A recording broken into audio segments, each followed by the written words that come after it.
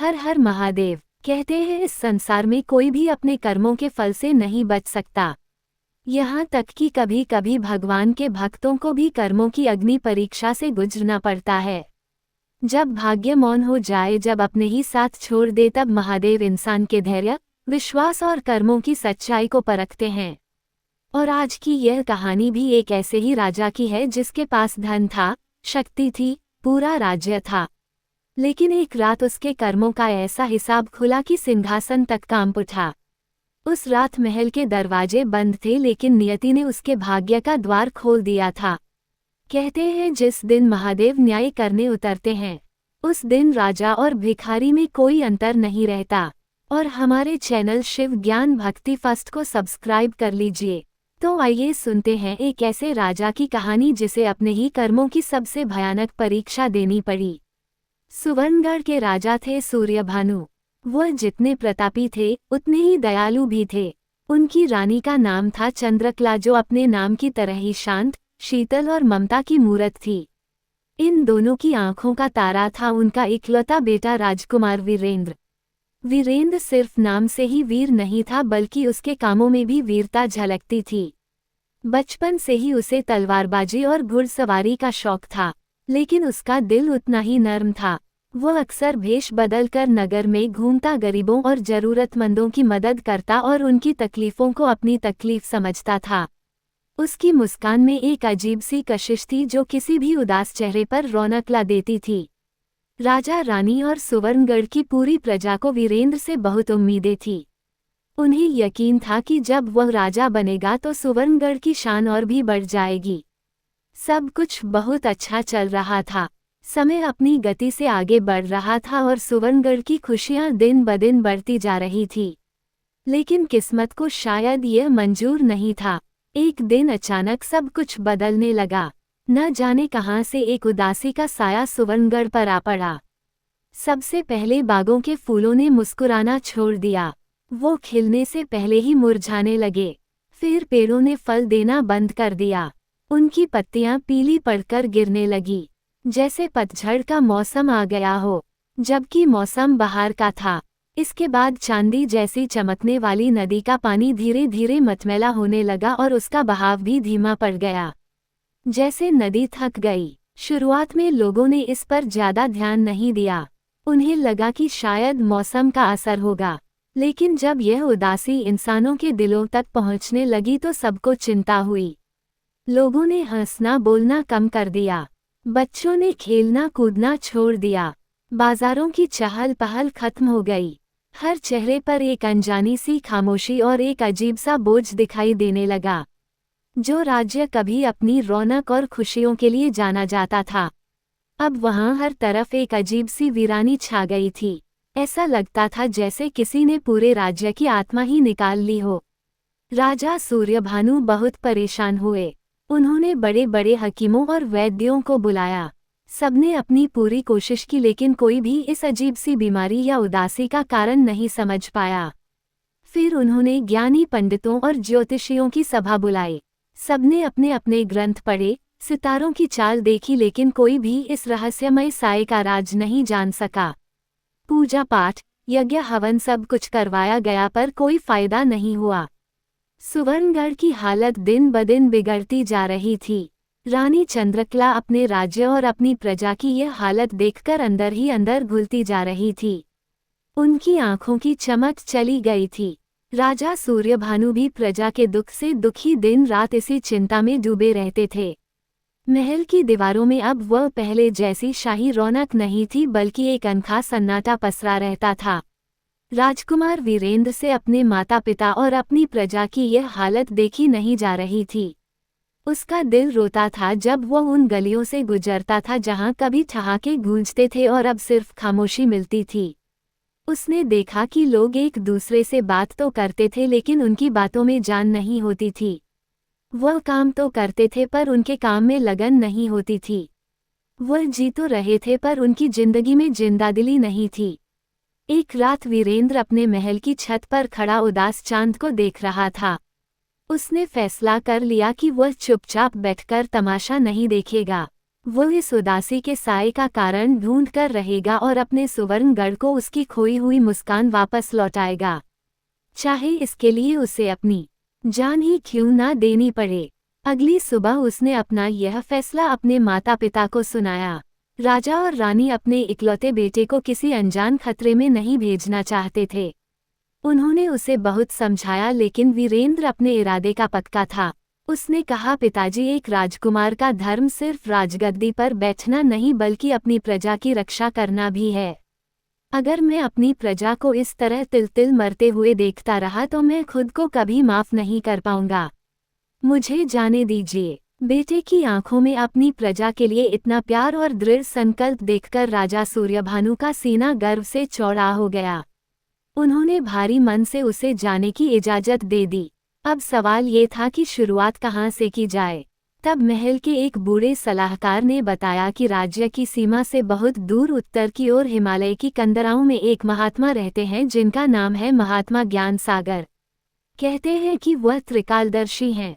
दुनिया में ऐसा कोई रहस्य नहीं है जिसका ज्ञान उनके पास ना हो, लेकिन उन तक पहुंचना लगभग नामुमकिन है। रास्ता बहुत कठिन और खतरों से भरा है। वीरेंद्र ने तय कर लिया कि वह महात्मा ज्ञान सागर के पास ही जाएगा। उसने अपनी शाही पोशाक उतारी और एक साधारण मुसाफिर के कपड़े पहन लिए। अपनी कमर में उसने अपनी भरोसेमंद तलवार बांधी।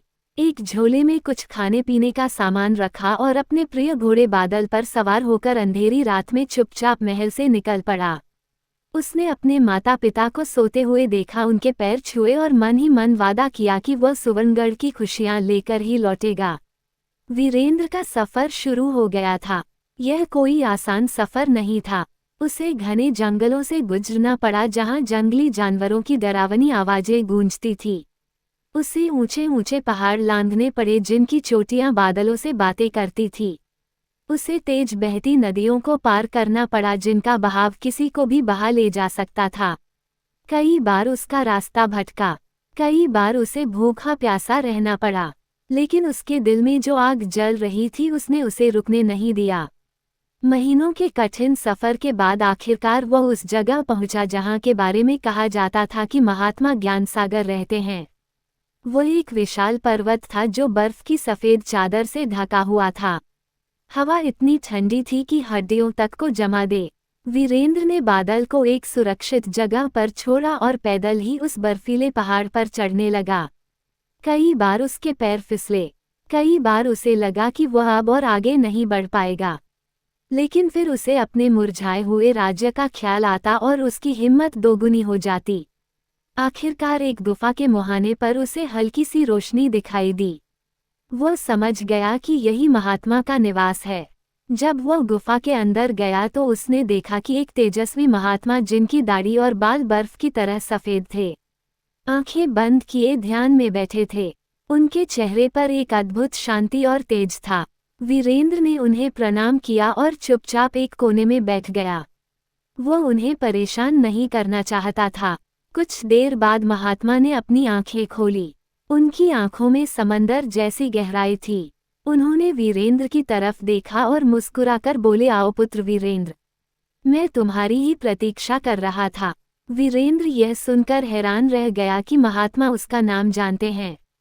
उसने हाथ जोड़कर कहा, महात्मन, आप तो सब जानते हैं, कृपया मेरे राज्य को बचाने का कोई उपाय बताइए। हमारे राज्य पर यह उदासी का साया क्यों और कैसे पड़ा? महात्मा ज्ञानसागर ने एक गहरी सांस ली और बोले, पुत्र, तुम्हारे राज्य पर किसी ने कोई जादू टोना नहीं किया है। ये समय की एक परीक्षा, जब कोई राज्य या इंसान अपनी खुशियों को बहुत साधारण मान लेता है तो प्रकृति उसे उसकी कीमत याद दिलाती है। तुम्हारे लोग अपनी खुशियों के आदी हो गए थे, उन्होंने उसके लिए शुक्रगुजार होना छोड़ दिया था। यह उदासी का साया उसी का नतीजा है। वीरेंद्र ने पूछा, तो क्या इसका कोई हल नहीं है? गुरुदेव, महात्मा मुस्कुराए, हल क्यों नहीं है पुत्र, हर ताले के लिए एक चाबी बनी है, लेकिन ये चाबी तुम्हें खुद ढूंढनी होगी। मैं तुम्हें रास्ता दिखा सकता हूँ पर चलना तुम्हें ही पड़ेगा। इस उदासी के साए को हटाने के लिए तुम्हें 7 सवालों के जवाब ढूंढने होंगे। ये 7 सवाल दुनिया के 7 अलग अलग कोनों में छिपे हैं। हर सवाल का जवाब अपने आप में एक पहेली है, एक तिलिस्म है। जब तुम इन 7 सवालों के जवाब ले आओगे तो सुवर्णगढ़ फिर से पहले की तरह खिल उठेगा। वीरेंद्र की आंखों में एक नई उम्मीद की चमक आ गई। उसने दृढ़ता से कहा, मैं तैयार हूँ महात्मन, आप मुझे वह 7 सवाल बताइए। मैं दुनिया के किसी भी कोने में जाकर उनके जवाब ढूंढ लाऊंगा। महात्मा ज्ञानसागर ने अपनी आंखें बंद की और एक एक करके वह 7 रहस्यमयी सवाल वीरेंद्र को बताने लगे। तुम्हारा पहला सवाल, महात्मा बोले, एक बूढ़े लकड़हारे का है जो तुमसे पूछेगा, मैंने एक नेकी की थी, उसका फल मुझे कब मिलेगा? तुम्हें इस सवाल का जवाब बोलने वाले पहाड़ से मिलेगा जो खामोश घाटी में मौजूद है। तुम्हारा दूसरा सवाल, तुम्हें एक ऐसी जलपरी से मिलेगा जिसकी आंखों से आंसुओं की जगह मोती निकलते हैं। वो पूछेगी, दुनिया की सबसे कीमती संगीत चीज क्या है? इसका जवाब तुम्हें परियों के देश की रानी से मिलेगा। तुम्हारा तीसरा सवाल, एक विशाल देवदार के पेड़ पर टंगा मिलेगा। उस पर लिखा होगा, वह कौन है जो बिना पैरों के चलता है और बिना आंखों के रोता है? इसका जवाब तुम्हें बादलों के राजा से पूछना होगा। तुम्हारा चौथा सवाल, एक ऐसे शहर में मिलेगा जहां हर कोई झूठ बोलता है। वहां का राजा तुमसे पूछेगा, झूठ का पहाड़ कहाँ है और उसकी चोटी पर कौन रहता है? तुम्हें उस पहाड़ को खुद खोजना होगा। तुम्हारा पांचवा सवाल, एक जादुई आईने पर उभरेगा जो इंसान का चेहरा नहीं उसकी आत्मा दिखाता है। वो आईना पूछेगा, उस आईने का राज क्या है जिसमें चेहरा नहीं किस्मत दिखती है? इसका जवाब तुम्हें तिलिस्मी आईनों के कारीगर से मिलेगा। तुम्हारा छठा सवाल, तुम्हें एक ऐसे रेगिस्तान में मिलेगा जहां रेत नहीं बल्कि राख उड़ती है। वहां एक जिन तुमसे पूछेगा, अमरबेल का फूल कहाँ खिलता है? इसका जवाब तुम्हें जिंदगी और मौत की सरहद पर मिलेगा। और तुम्हारा सातवां और आखिरी सवाल, महात्मा ने गहरी आवाज में कहा, स्वयं समय तुमसे पूछेगा। जब तुम बाकी 6 जवाब ले आओगे तो समय तुम्हारे सामने आएगा और पूछेगा, जब सब कुछ खत्म हो जाता है तो क्या बचता है? इसका जवाब तुम्हें किसी से पूछना नहीं है बल्कि अपनी इस पूरी यात्रा के अनुभव से खुद समझना होगा। 7 सवाल सुनकर वीरेंद्र एक पल के लिए सोच में पड़ गया। हर सवाल एक अनसुलझी पहेली जैसा था और हर जवाब का पता किसी ऐसी जगह पर था जिसके बारे में उसने कभी सुना भी नहीं था। ये सफ़र उसकी सोच से भी ज़्यादा खतरनाक और मुश्किल होने वाला था, लेकिन उसने हिम्मत नहीं हारी। उसने महात्मा ज्ञान सागर के चरण छुए और कहा, गुरुदेव, आपका बहुत बहुत धन्यवाद। मैं आज और अभी से ही अपने पहले सवाल का जवाब खोजने के लिए निकलता हूँ। महात्मा ने उसे आशीर्वाद दिया और कहा, जाओ पुत्र, विजय भव। याद रखना, यह सफ़र सिर्फ तुम्हारे राज्य के लिए नहीं बल्कि तुम्हारी अपनी आत्मा की खोज भी है। रास्ते में तुम्हें कई तिलिस्म मिलेंगे, कई धोखेबाज मिलेंगे और कई ऐसे खतरे मिलेंगे जो तुम्हारी जान लेना चाहेंगे, लेकिन अपने दिल की आवाज पर भरोसा रखना। एक सच्चा और नेक दिल ही सबसे बड़ा हथियार होता है। महात्मा के आशीर्वाद के साथ वीरेंद्र उस गुफा से बाहर निकला। एक नई ऊर्जा और एक नए संकल्प के साथ वह अपने घोड़े बादल पर सवार हुआ और अपने पहले लक्ष्य यानी उस बूढ़े लकड़हारे को खोजने निकल पड़ा जिसे अपने सवाल का जवाब चाहिए था। वीरेंद्र को नहीं पता था कि वो लकड़हारा उसे कहाँ मिलेगा। वो बस चलता गया, गांवों शहरों से गुजरता गया, लोगों से पूछता गया। कई हफ्ते बीत गए। एक दिन एक गांव के बाहर उसे एक बूढ़ा आदमी दिखा जो जंगल से लकड़ियों का गट्ठर लेकर आ रहा था। वो बहुत कमजोर लग रहा था, उसकी कमर झुकी हुई थी और चेहरे पर गहरी निराशा थी। वीरेंद्र ने उसके पास जाकर गट्ठर उठाने में मदद की। उस बूढ़े आदमी ने कृतज्ञता से वीरेंद्र की ओर देखा और कहा, शुक्रिया बेटा, भगवान तुम्हारा भला करें। वीरेंद्र ने उससे पूछा, बाबा आप इतने परेशान क्यों लग रहे हैं? बूढ़े लकड़हारे की आंखों में आंसू आ गए। उसने कहा, क्या बताऊं बेटा, किस्मत की मार है। मेरा नाम बुद्धराम है। आज से कई साल पहले मैंने अपनी जान पर खेलकर एक सौदागर की जान बचाई थी जो नदी में डूब रहा था। उस सौदागर ने मुझसे वादा किया था कि वो मेरी इस नेकी का बदला चुकाएगा और मुझे इतना धन देगा कि मेरी 7 पुश्तें बैठकर खाएंगी। मैं सालों से उसका इंतजार कर रहा हूँ पर वह आज तक नहीं लौटा। अब तो उम्मीद भी मर चुकी है। मैं रोज ऊपर वाले से यही पूछता हूँ कि मैंने जो नेकी की थी उसका फल मुझे कब मिलेगा। जैसे ही वीरेंद्र ने ये सवाल सुना, वो समझ गया कि यही वो लकड़हारा है जिसके सवाल का जवाब उसे खोजना है। यह उसकी यात्रा का पहला पड़ाव था। वीरेंद्र ने बुद्धराम को तसल्ली दी और कहा, बाबा आप चिंता मत कीजिए, मैं आपके सवाल का जवाब लेकर आऊंगा। मुझे बस इतना बता दीजिए कि खामोश घाटी और बोलने वाला पहाड़ किस तरफ है। बुद्धराम ने हैरत से वीरेंद्र की तरफ देखा, फिर उसने कांपते हुए हाथ से एक दिशा की ओर इशारा किया और कहा, बेटा उस तरफ मत जाओ, वह शापित जगह है। कहते हैं कि खामोश घाटी में जो संगीत भी जाता है वह अपनी आवाज खो देता है और बोलने वाला पहाड़ किसी से बात नहीं करता बल्कि लोगों को पत्थर का बना देता है। आज तक वहां से कोई लौटकर नहीं आया, लेकिन वीरेंद्र अपने इरादे से डिगने वाला नहीं था। उसने बुद्धराम को भरोसा दिलाया कि वह जरूर लौटेगा और उसके सवाल का जवाब भी लाएगा। बुद्धराम की आंखों में एक छोटी सी उम्मीद की किरण जागी। वीरेंद्र अपने घोड़े पर सवार होकर उस दिशा में चल पड़ा जिधर बुद्धराम ने इशारा किया था। कुछ दिनों तक तो रास्ता ठीक ठाक था, लेकिन फिर जमीन बदलने लगी, हरियाली, संगीत कम होने लगी और एक अजीब सी खामोशी चारों तरफ फैलने लगी। पेड़ों पर पत्ते तो थे लेकिन हवा चलने पर भी उनमें संगीत कोई सरसराहट नहीं होती थी। पंछी उड़ते तो दिखते थे पर उनके चहचहाने की कोई आवाज नहीं आती थी। वीरेंद्र समझ गया कि वह खामोश घाटी के करीब पहुंच रहा है। जल्दी वह एक जंगल में दाखिल हुआ जिसका नाम था भ्रम का जंगल। इस जंगल की खासियत ये थी कि यहाँ के पेड़ रास्ता बदल देते थे। जो रास्ता सीधा लगता था वह अचानक घूमकर वापस उसी जगह ले आता था जहाँ से शुरू किया था। वीरेंद्र कई घंटों तक भटकता रहा। वो थकने लगा था। तभी उसे महात्मा ज्ञान सागर की बात याद आई, अपने दिल की आवाज पर भरोसा रखना। वीरेंद्र ने अपनी आंखें बंद की, अपने घोड़े की लगाम ढीली छोड़ दी और अपने दिल पर ध्यान लगाया। उसने अपने मन से सारे डर और सारी शंकाएं निकाल दी। उसने बादल को प्यार से थपथपाया और उसे खुद रास्ता खोजने दिया। जानवर अक्सर इंसानों से ज्यादा संवेदनशील होते हैं। बादल अपने मालिक के भरोसे को महसूस करके धीरे धीरे आगे बढ़ने लगा। वो किसी अनदेखे रास्ते पर चल रहा था और हैरानी की बात ये थी कि जंगल का भ्रमजाल उस पर काम नहीं कर रहा था। कुछ ही घंटों में उन्होंने उस भ्रम के जंगल को पार कर लिया। जंगल के उस पार एक और बड़ी चुनौती वीरेंद्र का इंतजार कर रही थी। ये थी उदासी की नदी। इस नदी का पानी बिल्कुल काला था और उसमें से एक अजीब सी मायूसी की भाप उठ रही थी। कहते थे कि जो भी इस नदी के पानी को छू लेता उसके दिल से सारी उम्मीद और सारी हिम्मत खत्म हो जाती थी और वह वहीं बैठकर पत्थर का बन जाता था। नदी पर कोई पुल नहीं था और वो बहुत चौड़ी थी। वीरेंद्र नदी के किनारे खड़ा होकर सोचने लगा। वह जानता था कि इस नदी को पार करना ही होगा। उसने आसपास देखा, उसे कुछ मजबूत पेड़ और लंबी लंबी लताएं दिखाई दी। उसने अपनी तलवार से पेड़ों की टहनियां काटी और लताओं की मदद से उन्हें बांधकर एक छोटी सी नाव बनाई। उसे नाव बनाने में पूरा एक दिन और एक रात लग गई। इस दौरान उसने ना तो कुछ खाया और ना ही सोया।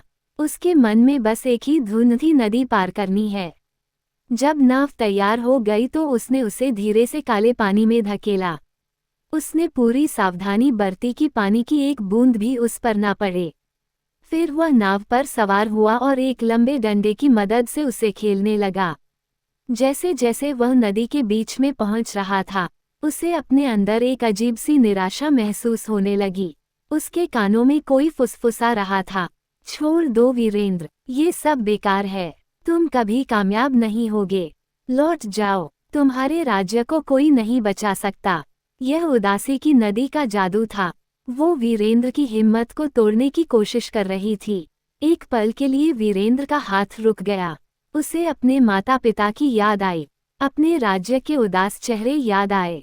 उसे लगा कि शायद वह सच में यह नहीं कर पाएगा, लेकिन तभी उसके दिल के किसी कोने से एक और आवाज आई, हिम्मत मत हारो वीरेंद्र, तुमने वादा किया है, लाखों लोगों की उम्मीदें तुमसे जुड़ी हैं।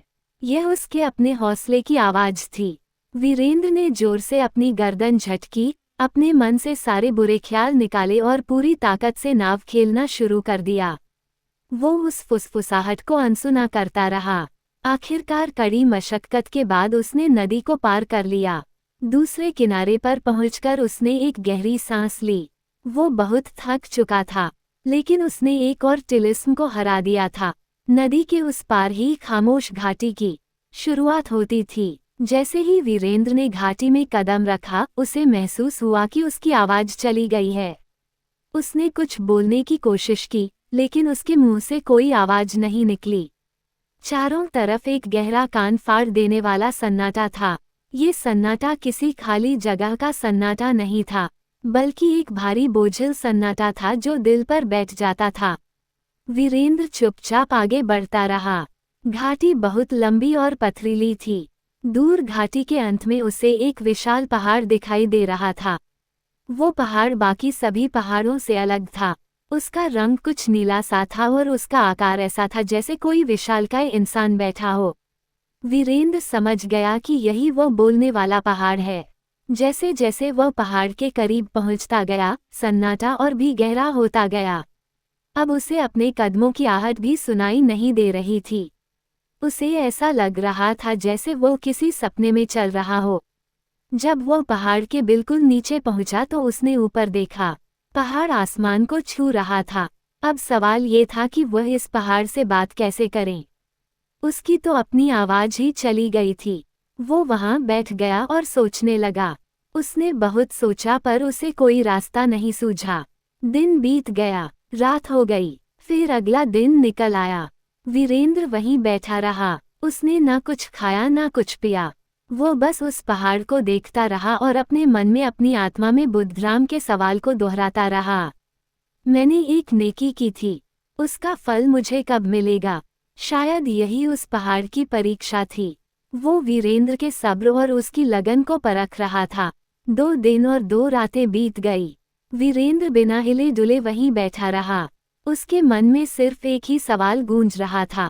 तीसरे दिन की सुबह जब सूरज की पहली किरण उस नीले पहाड़ पर पड़ी तो एक चमत्कार हुआ। पहाड़ में से कोई आवाज नहीं आई, लेकिन वीरेंद्र के दिमाग में, उसके दिल में सीधे सीधे कुछ शब्द गूंजने लगे। यह आवाज किसी इंसान की नहीं थी, बल्कि बहुत गहरी और शांत थी, जैसे धरती खुद बोल रही हो। वह शब्द थे, इंसान, जो तू जवाब खोज रहा है, उसे ध्यान से सुन। नेकी कोई सौदा नहीं है जिसका फल बाजार में मिले। नेकी एक बीज है जो मन की धरती में बोया जाता है। जिस पल कोई इंसान बिना किसी स्वार्थ के दूसरे की भलाई के लिए कोई काम करता है, उसी पल उसे उसका सबसे बड़ा फल मिल जाता है। वो फल है मन की शांति और आत्मा का संतोष। इसके अलावा जो कुछ भी मिलने की उम्मीद की जाती है वह नेकी नहीं, व्यापार कहलाता है। उस लकड़हारे से कहना उसे उसकी नेकी का फल उसी दिन मिल गया था जब उसने उस सौदागर की जान बचाई थी, और उसे अपनी आत्मा में जो सुकून मिला था उसे दुनिया की कोई दौलत नहीं खरीद सकती। बाकी सब तो बस लेन देन का भ्रम है। जवाब इतना गहरा और सच्चा था कि वीरेंद्र की आत्मा तक तृप्त हो गई। उसे समझ आ गया कि असलियत क्या है। जवाब मिलते ही उसके चारों तरफ का भारी सन्नाटा टूटने लगा। उसे हवा की हल्की सरसराहट सुनाई दी। उसने बोलने की कोशिश की और हैरानी से पाया कि उसकी आवाज वापस आ गई थी। खामोश घाटी का तिलिस्म टूट चुका था। वीरेंद्र ने उस बोलने वाले पहाड़ को मन ही मन प्रणाम किया। उसके दिल में एक अजीब सी शांति थी। उसे पहले सवाल का जवाब मिल चुका था। अब उसे वापस बुद्धराम के पास लौटना था और फिर अपनी दूसरी मंजिल की ओर बढ़ना था। वो खुशी और एक नई ऊर्जा के साथ वापस मुड़ा। उसका सफर अभी बहुत लंबा था, लेकिन पहली कामयाबी ने उसकी हिम्मत को 100 गुना बढ़ा दिया था। वो जानता था कि आगे का रास्ता और भी मुश्किल होगा, पर अब उसे यकीन हो गया था कि वो हर मुश्किल को पार कर लेगा। वीरेंद्र वापस उसी रास्ते पर चल पड़ा। उदासी की नदी अब भी काली थी, लेकिन अब वीरेंद्र के मन में इतना आत्मविश्वास था कि नदी की फुसफुसाहट उस पर कोई असर नहीं कर पाई। उसने आसानी से नदी पार की। भ्रम का जंगल भी उसे अब रोक नहीं सका, क्योंकि अब उसे अपने दिल की सुनने का हुनर आ गया था। कई हफ्तों के सफर के बाद वह वापस उसी गांव में पहुंचा जहां बुद्धराम रहता था। बुद्धराम अब पहले से भी ज्यादा कमजोर और निराश लग रहा था। वह अपनी झोपड़ी के बाहर बैठा सुनी आंखों से आसमान को देख रहा था। जैसे ही उसने वीरेंद्र को आते देखा, उसकी आंखों में एक हल्की सी चमक आई। वो लंगड़ाता हुआ उसकी तरफ बढ़ा और कांपती आवाज में पूछा, बेटा, तुम लौट आए। क्या तुम्हें मेरे सवाल का जवाब मिला? वीरेंद्र घोड़े से उतरा, बुद्धराम के पास गया और उसे सहारा देकर बिठाया। फिर उसने बहुत ही शांत और प्रेम भरी आवाज में कहा, हाँ बाबा, मुझे आपके सवाल का जवाब मिल गया है। बोलने वाले पहाड़ ने कहा है कि नेकी कोई सौदा नहीं होती जिसका फल किसी के देने से मिले। ये सुनकर बुद्धराम का चेहरा उतर गया। उसे लगा कि उसकी उम्मीद टूट गई। लेकिन वीरेंद्र ने आगे कहा, बाबा पहाड़ ने ये भी कहा है कि नेकी का सबसे बड़ा फल तो उसी पल मिल जाता है जब वो की जाती है। वो फल है मन की शांति और आत्मा का संतोष। याद कीजिए बाबा, जब आपने उस सौदागर की जान बचाई थी तब आपको बदले में कुछ पाने का लालच नहीं था। आपने बस अपना धर्म निभाया था। उस जान को बचाने के बाद आपको जो खुशी और जो सुकून मिला था, क्या दुनिया की कोई भी दौलत उसे खरीद सकती है? वही आपकी नेकी का सच्चा फल था जो आपको उसी दिन मिल गया था। बाकी सब तो लेन देन का खेल है जिसे हम नेकी समझकर अपनी शांति भंग करते रहते हैं। वीरेंद्र की बातें तीर की तरह बुद्धराम के दिल में उतर गई। उसकी आंखों के सामने सालों पुराना वह मंजर घूम गया। उसे याद आया कि कैसे उस डूबते हुए सौदागर को बचाने के बाद उसे कितनी गहरी नींद आई थी। उसके मन में कितना सुकून था। उसे लगा था जैसे उसने दुनिया का सबसे बड़ा काम किया है। वो उस एहसास को तो कब का भूल चुका था और बस उस धन का इंतजार कर रहा था जिसका वादा किया गया था। आज वीरेंद्र की बातों ने उसकी आंखें खोल दी थी। उसे अपनी गलती का एहसास हुआ। उसके चेहरे की निराशा धीरे धीरे खत्म होने लगी और उसकी जगह एक गहरी शांति और संतोष ने ले ली। उसकी झुकी हुई कमर सीधी हो गई और आंखों में एक नई चमक आ गई। उसने वीरेंद्र के हाथ पकड़ लिए और उसकी आंखों से खुशी के आंसू बहने लगे। उसने कहा, बेटा, तुमने आज मेरी आंखें खोल दी। मैं सालों से एक बोझ लेकर जी रहा था। आज तुमने मुझे उस बोझ से आज़ाद कर दिया। तुम सच कहते हो, मन की शांति से बड़ा कोई धन नहीं। मैं तो मूर्ख था जो हीरे मोती के इंतजार में अपनी आत्मा का सुकून खो बैठा था। तुमने मुझे मेरे सवाल का जवाब नहीं बल्कि जीने का सही मतलब सिखा दिया है। बुद्धराम का चेहरा देखकर वीरेंद्र को भी बहुत खुशी हुई। उसे लगा कि उसकी मेहनत सफल हो गई। उसने पहले सवाल का जवाब न सिर्फ खोजा था बल्कि उस जवाब ने किसी की जिंदगी को बदल दिया था। यह एहसास किसी भी जीत से बढ़कर था। उस रात वीरेंद्र बुद्धराम की झोपड़ी में ही रुका। बुद्धराम ने उसे रूखी सूखी रोटी खिलाई, लेकिन उस रोटी में इतना प्यार और अपनापन था कि वीरेंद्र को वह शाही पकवानों से भी ज्यादा स्वादिष्ट लगी।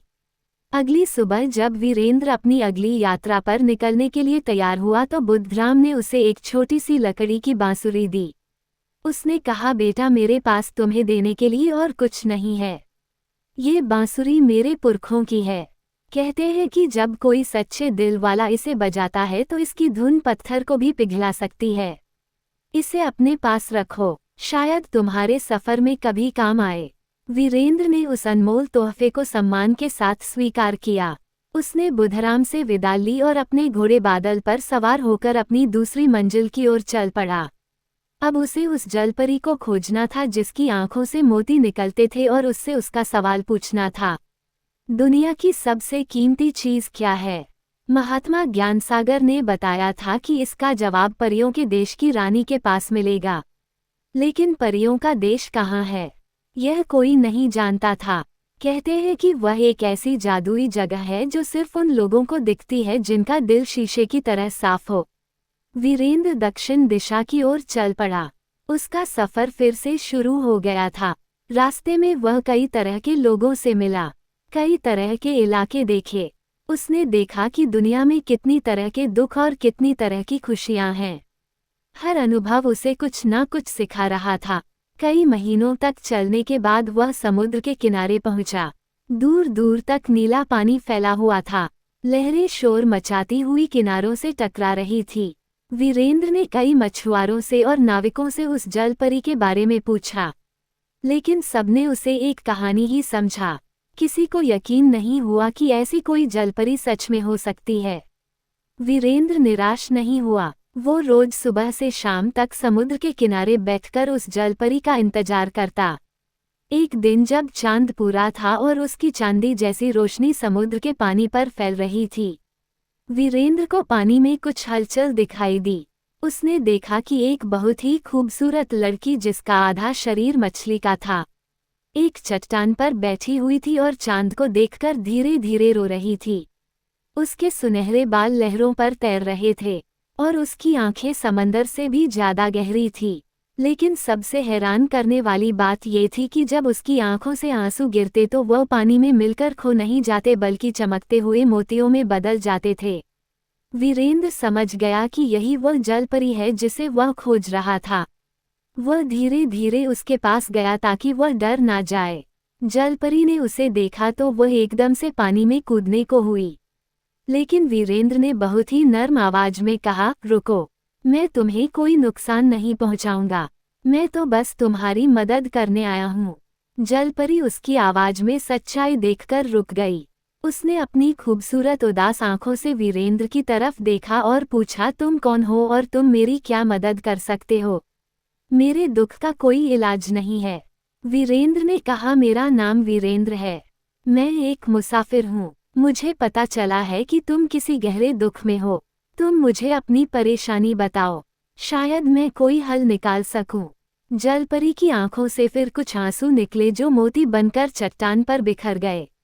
उसने एक गहरी सांस ली और अपनी कहानी सुनानी शुरू की। उसने कहा, मेरा नाम मीनाक्षी है, मैं जलक की राजकुमारी हूँ। कई साल पहले खेलते खेलते मुझे जमीन पर रहने वाले एक राजकुमार से प्यार हो गया था। हम रोज इसी चट्टान पर मिलते थे। हमने साथ जीने मरने की कस्में खाई थी। लेकिन एक दिन समुद्र में एक भयानक तूफान आया और उसकी नाव पलट गई। वो मेरे देखते ही देखते समंदर में डूब गया। मैं उसे बचा नहीं सकी। उस दिन से मैं हर रात यहाँ आकर उसके लिए रोती हूँ। मेरे पिता जलक के राजा ने बड़े बड़े जादूगरों को बुलाया, लेकिन कोई भी मेरे दिल से उसका गम नहीं निकाल सका। उसकी कहानी सुनकर वीरेंद्र का दिल भी भर आया। उसने कहा, तुम्हारा दुख बहुत बड़ा है मीनाक्षी, लेकिन जिंदगी भर रोते रहने से वो राजकुमार वापस तो नहीं आ जाएगा। मीनाक्षी ने सुबकते हुए कहा, मैं जानती हूँ, लेकिन मैं क्या करूँ? मैंने अपनी जिंदगी की सबसे कीमती चीज खो दी है। अब मेरे जीने का कोई मतलब नहीं है। बस यही एक सवाल है जो मेरे मन में हमेशा उठता रहता है, पर मुझे उसका कोई जवाब नहीं मिलता। वीरेंद्र ने पूछा, क्या सवाल है? मीनाक्षी जलपरी ने अपनी नम आंखों से वीरेंद्र को देखा और पूछा, मुझे बताओ, दुनिया की सबसे कीमती चीज क्या है? और ये था वीरेंद्र का दूसरा सवाल। उसे अपने सफर की दूसरी कड़ी मिल गई थी। वीरेंद्र ने मीनाक्षी से कहा, मैं तुम्हारे सवाल का जवाब लेकर आऊंगा, लेकिन तुम्हें मुझसे एक वादा करना होगा। जब तक मैं लौटकर ना आऊं, तुम रोना बंद कर दोगी और हर दिन डूबते सूरज को देखकर यह उम्मीद करोगी कि कल का सूरज तुम्हारे लिए एक नई रोशनी लेकर आएगा। मीनाक्षी को वीरेंद्र की बातों में एक अजीब सा भरोसा महसूस हुआ। उसने आंसू पोंछे और वादा किया कि वो उसका इंतजार करेगी। अब वीरेंद्र के सामने एक नई चुनौती थी, परियों के देश को खोजना। उसने मीनाक्षी से पूछा कि क्या वह जानती है कि परियों का देश कहाँ है। मीनाक्षी ने कहा, मैंने सिर्फ कहानियों में सुना है कि समुद्र के उस पार जहाँ धरती और आसमान मिलते हुए दिखते हैं, एक द्वीप है जिसे सतरंगी द्वीप कहते हैं। उस द्वीप पर इंद्रधनुष के 7 रंगों वाले फूल खिलते हैं। कहते हैं कि वही परियों का देश है, लेकिन आज तक कोई इंसान वहां पहुंच नहीं पाया है। वहां तक पहुंचने का रास्ता जादुई समुद्री तूफानों और खतरनाक जल राक्षसों से भरा है। वीरेंद्र ने अपने मन में पक्का इरादा कर लिया। उसने एक छोटी सी नाव खरीदी और अकेले ही उस अनंत समुद्र में अपनी यात्रा पर निकल पड़ा। ये सफर जमीन के सफर से कहीं ज्यादा खतरनाक था। कई बार उसकी नाव भयानक तूफानों में फंसी। ऊंची ऊंची लहरें उसकी नाव को खिलौने की तरह उछालती थी। कई बार उसे बड़े बड़े समुद्री दैत्य मिले जिनकी आंखें आग के गोलों जैसी थी। लेकिन वीरेंद्र ने हिम्मत नहीं हारी। जब भी तूफान आता वो अपनी नाव को मजबूती से थाम लेता। जब कोई दैत्य उस पर हमला करता तो वह अपनी तलवार और अपनी सूझबूझ से उसका मुकाबला करता। एक बार एक विशाल ऑक्टोपस ने अपनी भुजाओं में उसकी नाव को जकड़ लिया। वीरेंद्र को लगा कि अब उसका अंत निश्चित है। तभी उसे बुद्धराम की दी हुई बांसुरी याद आई। उसने अपनी आंखें बंद की, अपने दिल में पूरी श्रद्धा भरी और वह बांसुरी बजानी शुरू कर दी। बांसुरी से एक ऐसी मधुर और शांत धुन निकली जो वीरेंद्र ने पहले कभी नहीं सुनी थी। वो धुन हवा में पानी में फैल गई। उस विशाल ऑक्टोपस ने जैसे ही वह धुन सुनी, उसकी पकड़ ढीली पड़ गई। उसकी खूंखार आंखों में एक अजीब सी शांति आ गई और उसने धीरे धीरे अपनी भुजाएं हटा ली और शांत होकर गहरे पानी में चला गया। वीरेंद्र को यकीन हो गया कि यह कोई साधारण बांसुरी नहीं है। कई हफ्तों के खतरनाक सफर के बाद एक सुबह वीरेंद्र को दूर क्षितिज पर कुछ दिखाई दिया। जैसे जैसे वह करीब पहुंचा, उसकी आंखें हैरानी से खुली रह गई। वह एक द्वीप था और जैसा मीनाक्षी ने बताया था वहां हर तरफ इंद्रधनुष के 7 रंगों वाले फूल खिले हुए थे। हवा में एक मीठी सी खुशबू थी और माहौल में एक अजीब सा जादू था। वीरेंद्र समझ गया कि वो परियों के देश पहुंच गया है। उसने अपनी नाव किनारे लगाई और द्वीप पर कदम रखा। वहां का नजारा किसी सपने जैसा था। पेड़ पौधे चमक रहे थे, झरनों का पानी क्रिस्टल जैसा साफ था और हवा में छोटे छोटे पंखों वाले जीव उड़ रहे थे जो परियां थीं। वो सब बहुत खूबसूरत थी और उनके चेहरों पर एक मासूमियत थी। परियों ने एक इंसान को अपने बीच देखकर थोड़ी हैरानी जताई, लेकिन वह डरी नहीं। वो वीरेंद्र के चारों तरफ इकट्ठा हो गई और चहकती हुई आवाज में पूछने लगी कि वह कौन है और यहाँ कैसे आया। वीरेंद्र ने उन्हें अपना परिचय दिया और बताया कि वो उनकी रानी से मिलना चाहता है। परियां उसे अपने साथ लेकर अपनी रानी के महल की ओर चली। उनका महल किसी सोने या चांदी का नहीं बल्कि फूलों और पत्तियों से बना था। वो बहुत ही खूबसूरत और प्राकृतिक लग रहा था। परियों की रानी का नाम था परी रानी रूपा। वह बाकी परियों से भी ज्यादा सुंदर थी। उसके बाल चांदनी की तरह चमक रहे थे और उसकी आंखों में तारों की चमक थी। जब वीरेंद्र उसके सामने पहुंचा तो रानी ने अपनी मीठी आवाज में पूछा, एक इंसान का हमारे देश में स्वागत है। बताओ तुम यहाँ किस उद्देश्य से आए हो? वीरेंद्र ने सिर झुकाकर प्रणाम किया और अपनी पूरी कहानी बताई। उसने सुवर्णगढ़ की उदासी, 7 सवालों की शर्त और जलपरी मीनाक्षी के दुख और उसके सवाल के बारे में सब कुछ बता दिया। रानी रूपा ने उसकी पूरी बात बहुत ध्यान से सुनी। उसके चेहरे पर एक गंभीर मुस्कान आई। उसने कहा, वीरेंद्र, तुम एक नेक दिल और बहादुर राजकुमार हो। तुमने यहाँ तक पहुँचने के लिए बहुत खतरे उठाए हैं। मैं तुम्हारे सवाल का जवाब जरूर दूंगी, लेकिन परियों का एक नियम है, हम कोई भी ज्ञान मुफ्त में नहीं देते। जवाब पाने के लिए तुम्हें एक काम करना होगा। वीरेंद्र ने कहा, आप जो भी आज्ञा देंगी मुझे स्वीकार है। रानी ने कहा, हमारे द्वीप के उत्तरी छोर पर एक उदास झरना है। सालों से उस झरने का पानी बहना बंद हो गया है। वो झरना हमारे द्वीप की जान है। उसके सूख जाने से हमारे कई जादुई फूल मुरझाने लगे हैं। तुम्हें उस झरने को फिर से जीवित करना होगा। अगर तुम ये करने में सफल रहे तो तुम्हें तुम्हारा जवाब मिल जाएगा। वीरेंद्र ने ये चुनौती स्वीकार कर ली। परियां उसे उस उदास झरने के पास ले गई। वो एक बहुत ही सुंदर जगह थी, लेकिन झरना सचमुच सूखा पड़ा था। चट्टानों पर पानी के निशान तो थे, पर पानी की एक बूंद भी नहीं थी। वहां एक अजीब सी खामोशी थी। वीरेंद्र ने झरने के आसपास का निरीक्षण किया। उसने देखा कि जहां से झरने का पानी निकलता था, उस स्रोत को एक बहुत बड़े काले पत्थर ने रोक रखा था। वो पत्थर इतना बड़ा और भारी था कि उसे 100 लोग मिलकर भी नहीं हिला सकते थे। वीरेंद्र ने अपनी पूरी ताकत लगाकर उसे धकेलने की कोशिश की, पर पत्थर 1 इंच भी नहीं हिला। वो समझ गया कि इसे ताकत से नहीं किसी और तरीके से हटाना होगा। वो वहीं बैठ गया और सोचने लगा। उसे कुछ समझ नहीं आ रहा था। दिन बीतने लगा, शाम होने को आई, तभी उसे अपनी बांसुरी का ख्याल आया। उसने सोचा कि जिस धुन ने उतने बड़े समुद्री दैत्य को शांत कर दिया था, क्या वह इस पत्थर पर असर नहीं कर सकती? उसने अपनी बांसुरी निकाली और उसे बजाना शुरू कर दिया।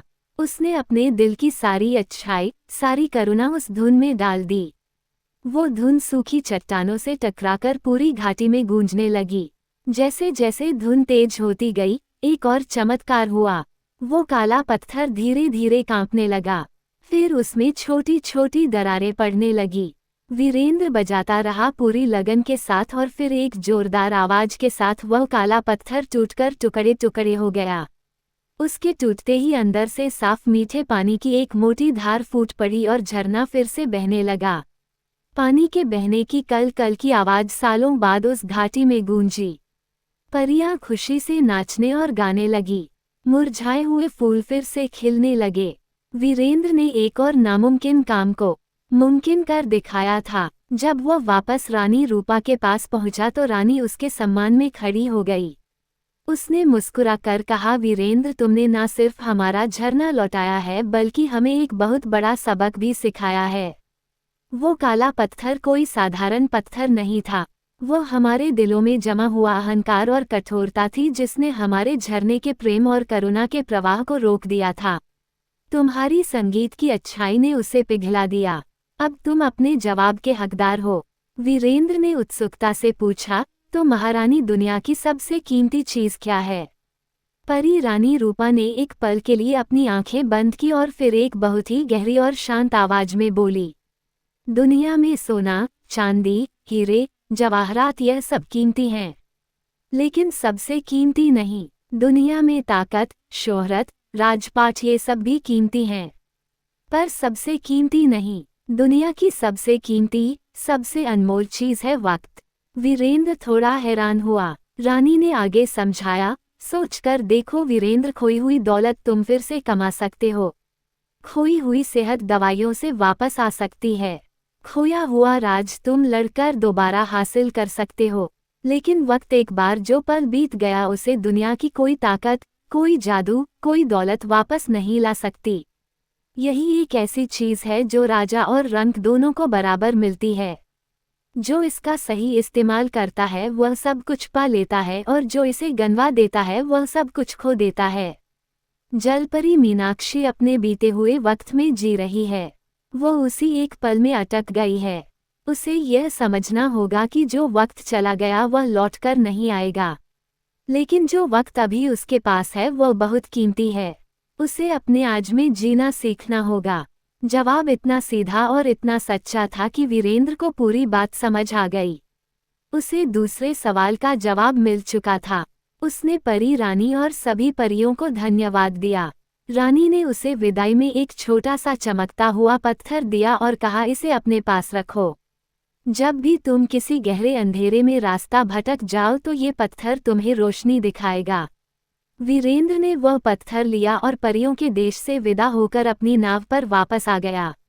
अब उसे वापस जलपरी मीनाक्षी के पास जाना था। समुद्र का वापसी का सफर भी मुश्किल था, लेकिन अब वीरेंद्र के पास परी रानी का दिया हुआ जादुई पत्थर था। जब भी रात को अंधेरा होता या घना कोहरा छा जाता तो वह पत्थर रोशनी करके उसे रास्ता दिखाता। आखिरकार वह समुद्र के उसी किनारे पर वापस पहुंच गया जहां मीनाक्षी उसका इंतजार कर रही थी। पूर्णिमा की रात थी। मीनाक्षी उसी चट्टान पर बैठी थी, लेकिन आज वह रो नहीं रही थी। वो उम्मीद भरी नजरों से समंदर को देख रही थी। जैसे ही उसने वीरेंद्र की नाव को देखा, वो खुशी से उसकी तरफ तैरी। उसने उत्सुकता से पूछा, वीरेंद्र, तुम लौट आए। क्या तुम्हें मेरे सवाल का जवाब मिला? बताओ, दुनिया की सबसे कीमती चीज क्या है? वीरेंद्र नाव से उतरा और चट्टान पर उसके पास बैठ गया। उसने बहुत प्यार से कहा, मीनाक्षी, दुनिया की सबसे कीमती चीज है वक्त। जो पल बीत गया वो कभी लौटकर नहीं आएगा। तुम अपने बीते हुए कल के दुख में अपना आज का कीमती वक्त बर्बाद कर रही हो। वो राजकुमार तुम्हें बहुत प्यार करता था और वो कभी नहीं चाहेगा कि तुम अपनी बाकी की जिंदगी यूं रोकर बिताओ। जो हुआ वो एक हादसा था, उसे स्वीकार करो और आगे बढ़ो। तुम्हारे पास अभी भी बहुत वक्त है। तुम अपने इस वक्त में कई अच्छे काम कर सकती हो। दूसरों के दुख दूर कर सकती हो। अपने आंसुओं के मोतियों को यूं बर्बाद मत करो। अपने आज में जीना सीखो। मीनाक्षी। वीरेंद्र की बातों का मीनाक्षी पर गहरा असर हुआ। उसे पहली बार एहसास हुआ कि वो वाकई में अपने बीते हुए कल में कैद होकर रह गई है। उसे समझ आया कि रोने से कुछ हासिल नहीं होगा। उसे परी रानी का जवाब समझ आ गया था। उसकी आंखों में एक नई चमक आई। उसने वीरेंद्र की तरफ देखकर मुस्कुराया। कई सालों बाद उसके चेहरे पर किसी ने मुस्कान देखी थी। उसने कहा, वीरेंद्र, तुमने मुझे मेरे सवाल का जवाब ही नहीं बल्कि जीने की एक नई वजह दी है। आज से मैं रोना छोड़ दूंगी और अपने बाकी बचे वक्त का सही इस्तेमाल करूंगी। मैं झलक में जाकर जरूरतमंदों की मदद करूंगी। तुम्हारा यह उपकार मैं जिंदगी भर नहीं भूलूंगी। ये कहकर मीनाक्षी ने अपने गले से मोतियों का एक खूबसूरत हार उतारा जो उसके आंसुओं से बना था। उसने वह हार वीरेंद्र को देते हुए कहा, यह मेरे पास तुम्हारे लिए एक छोटा सा तोहफा है। इसमें जादुई शक्ति है। अगर तुम कभी पानी में डूब रहेगे तो यह हार तुम्हें डूबने नहीं देगा और तुम्हें सुरक्षित किनारे तक ले आएगा। वीरेंद्र ने वह हार ले लिया और मीनाक्षी को धन्यवाद दिया। मीनाक्षी ने एक आखिरी बार उसे मुस्कुराकर देखा और फिर खुशी खुशी गहरे नीले समंदर में अपनी दुनिया की ओर लौट गई। वीरेंद्र को बहुत संतोष हुआ। उसने अपने दूसरे सवाल का जवाब भी खोज लिया था और किसी की जिंदगी को एक नया मोड़ भी दे दिया था। अब उसकी नजरें अपने तीसरे सवाल पर थी। वो कौन है जो बिना पैरों के चलता है और बिना आंखों के रोता है? इसका जवाब उसे बादलों के राजा से मिलना था। वीरेंद्र ने अपनी यात्रा उत्तर की ओर शुरू की, उन पहाड़ों की तरफ जहां बादल सबसे करीब होते हैं। ये सफर और भी कठिन होने वाला था क्योंकि बादलों के राजा तक पहुंचना किसी इंसान के बस की बात नहीं थी। लेकिन वीरेंद्र के हौसले बुलंद थे। वो 2 तिलिस्मों को तोड़ चुका था और 2 रहस्यमयी सवालों के जवाब पा चुका था। उसे अब खुद पर और अपने नेक इरादों पर पूरा भरोसा था। उसका सफर अभी जारी था और आगे ना जाने कितने ही जादू, तिलिस्म और खतरे उसका इंतजार कर रहे थे। वीरेंद्र ने अपनी यात्रा उत्तर की ओर उन ऊंचे ऊंचे पहाड़ों की तरफ शुरू की, जहां धरती आसमान से मिलती हुई नजर आती थी। उसका लक्ष्य था बादलों के राजा तक पहुंचना। ये सफर अब तक के सभी सफरों से अलग था। यहाँ ना तो कोई सीधा रास्ता था, ना कोई बताने वाला। उसे बस अपनी हिम्मत और सितारों की चाल पर भरोसा करके आगे बढ़ना था। जैसे जैसे वह आगे बढ़ता गया, जमीन ऊपर उठने लगी। हरे भरे मैदान पीछे छूट गए और पथरीले रास्ते शुरू हो गए। हवा ठंडी और तेज होती जा रही थी। कुछ दिनों बाद वो पहाड़ों के दामन में बसे एक छोटे से गांव में पहुंचा। यहाँ के लोग बहुत मेहनती और सीधे साधे थे। उनकी जिंदगी इन ऊंचे पहाड़ों से लड़ते हुए ही गुजरती थी। वीरेंद्र ने गांव के मुखिया से मिलकर बादलों के राजा तक पहुंचने का रास्ता पूछा। गांव का मुखिया एक बहुत ही बूढ़ा और अनुभवी आदमी था। उसने वीरेंद्र को ऊपर से नीचे तक देखा और एक गहरी सांस लेकर कहा, बेटा, तुम्हारा इरादा नेक लगता है लेकिन तुम्हारी मंजिल बहुत खतरनाक है। हम पहाड़ी लोग इन पहाड़ों को अपनी माँ मानते हैं, लेकिन इन पहाड़ों का एक राजा भी है जिसे हम गिरी शिखर कहते हैं। वह दुनिया की सबसे ऊंची चोटी है। कहते हैं कि बादलों का देश उसी चोटी के ऊपर शुरू होता है। बूढ़े ने आगे चेतावनी देते हुए कहा, लेकिन उस चोटी पर आज तक कोई इंसान नहीं चढ़ पाया है।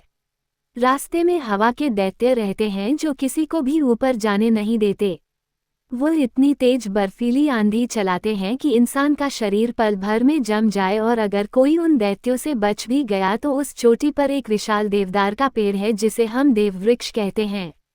वो हजारों साल पुराना है और पहाड़ों का रखवाला है। वो किसी अजनबी को अपने से आगे नहीं जाने देता। ये सुनकर वीरेंद्र का इरादा और भी पक्का हो गया। महात्मा ज्ञानसागर ने उसे इसी विशाल देवदार के पेड़ के बारे में बताया था जिस पर तीसरा सवाल लिखा हुआ मिलेगा। उसने बूढ़े मुखिया को धन्यवाद दिया और अपनी यात्रा के लिए कुछ जरूरी सामान इकट्ठा किया। गांव वालों ने उसे गर्म कपड़े और पहाड़ों पर चढ़ने के लिए एक मजबूत लाठी दी। अगली सुबह वीरेंद्र अपने घोड़े बादल के साथ गिरी शिखर की चढ़ाई करने निकल पड़ा। शुरुआत में तो रास्ता फिर भी ठीक था, लेकिन जैसे जैसे वह ऊपर जाता गया, चढ़ाई सीधी और खतरनाक होती गई।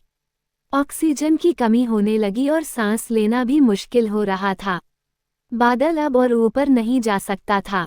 वीरेंद्र ने उसे एक सुरक्षित गुफा में छोड़ा, उसे प्यार से थपथपाया और वादा किया कि वह जल्द लौटेगा।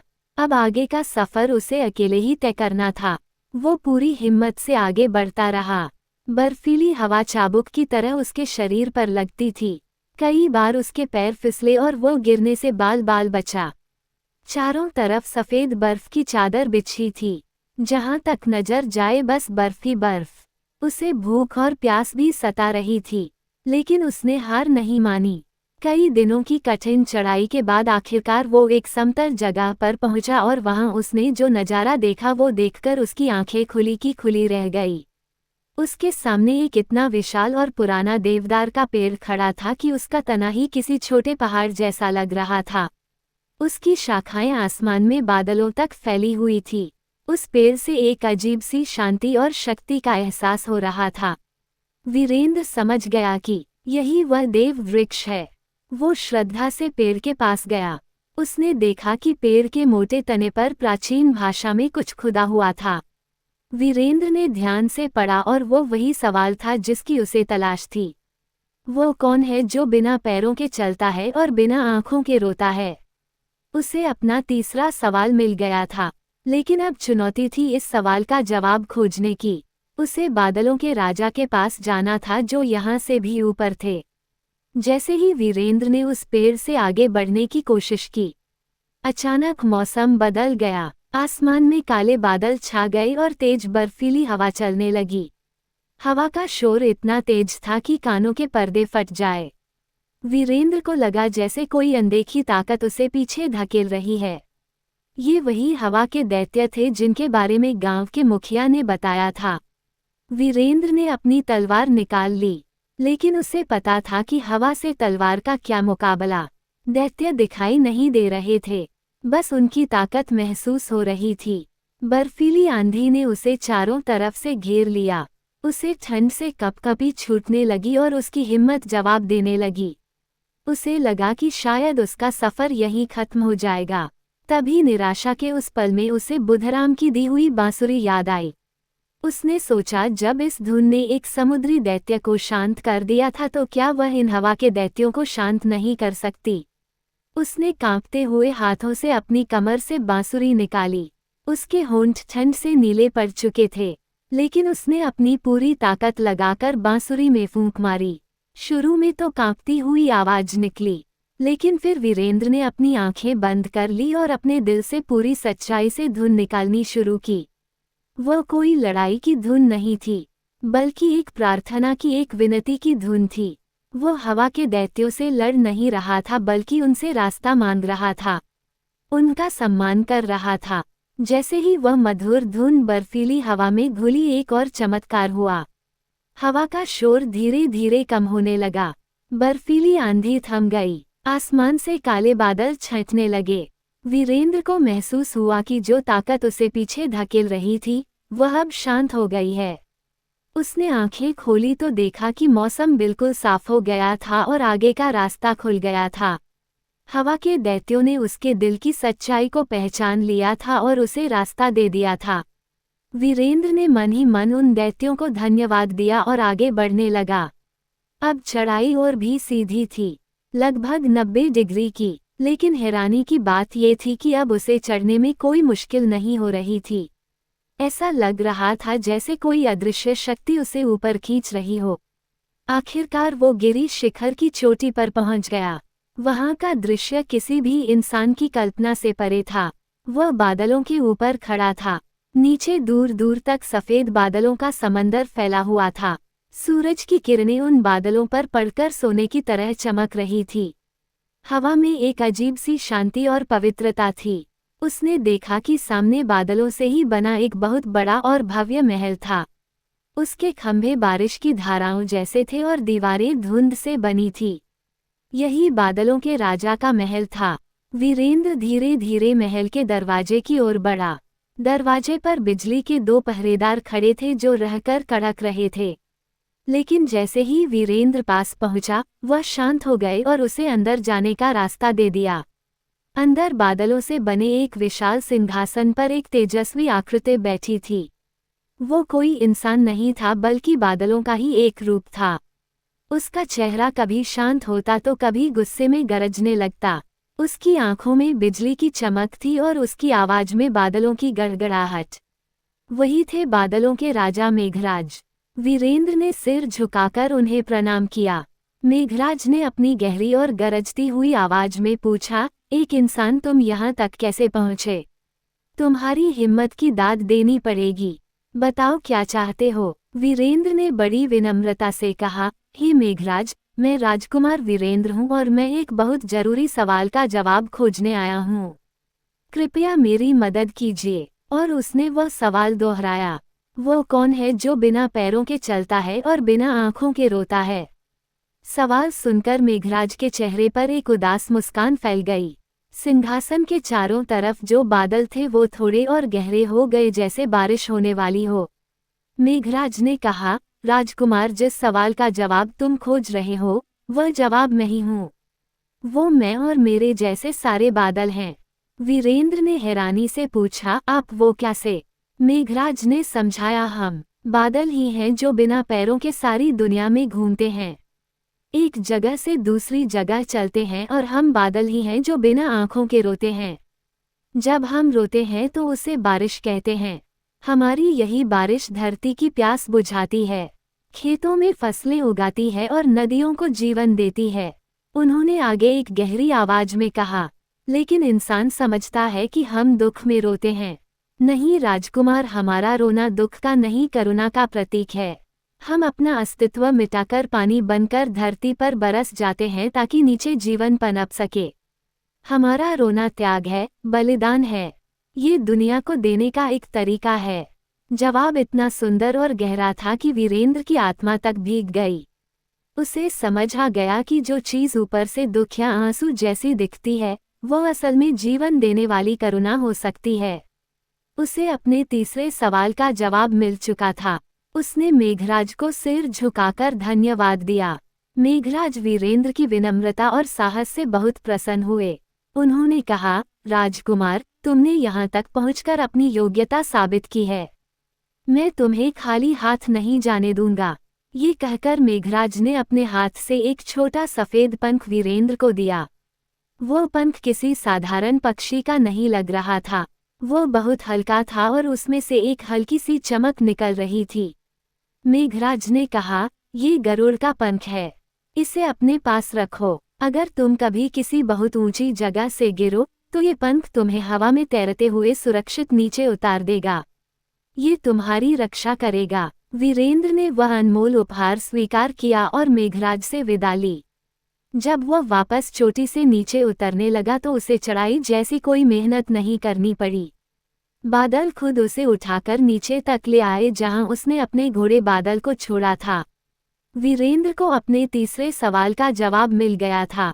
उसका आत्मविश्वास और भी बढ़ गया था। अब उसे अपने चौथे सवाल का पता लगाना था, झूठ का पहाड़ कहाँ है और उसकी चोटी पर कौन रहता है। इस सवाल का जवाब उसे एक ऐसे शहर में मिलना था जहां हर कोई झूठ बोलता है।